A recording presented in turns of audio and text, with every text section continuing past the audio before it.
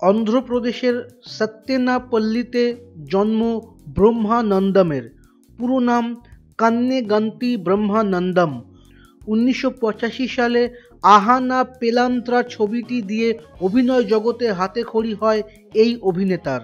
অভিনয় জগতে পা রাখার আগে একটি বেসরকারি কলেজের অধ্যাপক ছিলেন ব্রহ্মানন্দম।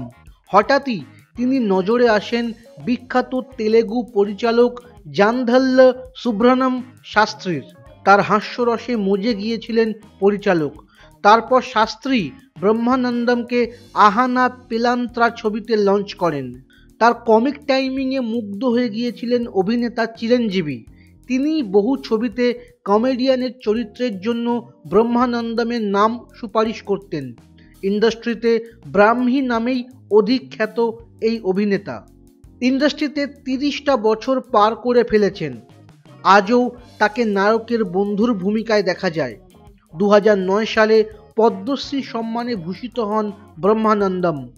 1000-এরও বেশি ছবিতে অভিনয় করে ফেলেছিলেন 2015 সালের মধ্যেই। তারপরই গিনেস ওয়ার্ল্ড রেকর্ড বুকে নাম ওঠে এই অভিনেতার।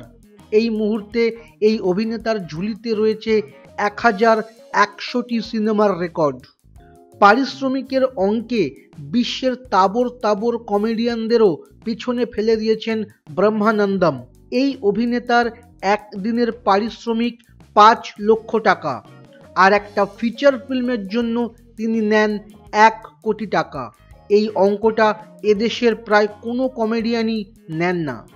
এই মুহূর্তে প্রায় 360 কোটি টাকার মালিক ব্রহ্মানন্দম।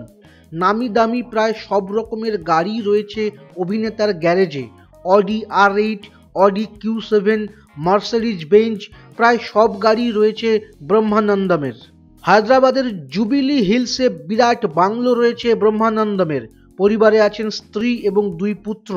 2 ছেলের নাম রাজা গৌতম এবং সিদ্ধার্থ। রাজা গৌতম বিবাহিত, একটি পুত্র সন্তানও রয়েছে তার। এছাড়াও অন্ধ্রপ্রদেশে বেশ কিছু জায়গায় চাষযোগ্য প্রচুর জমি রয়েছে ব্রহ্মানন্দমের। অবসর সময়ে পাথরের মূর্তি তৈরি করেন এই অভিনেতা, আবার রান্নাও করেন চমৎকার। অভিনেতা রামচরণ, জুনিয়র NTR সকলেই তার রান্নার প্রশংসায় পঞ্চমুখ। তবে বহুবার বিতর্কে নাম জড়িয়েছে এই অভিনেতার।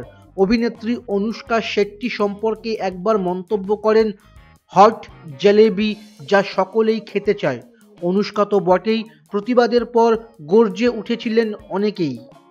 আশা করি তোমাদের ভিডিওটা ভালো লাগলো। তোমরা যারা আমার চ্যানেলে নতুন, যারা এখনও সাবস্ক্রাইব করোনি, তারা প্লিজ আমার চ্যানেলটা সাবস্ক্রাইব করো, কারণ আমি প্রত্যেক দিন চেষ্টা করি নতুন নতুন ইন্টারেস্টিং টপিকের উপরে ভিডিও বানাতে, এবং আমার ভিডিও দেখলে আশা করি তোমরা ঠকবে না। ধন্যবাদ।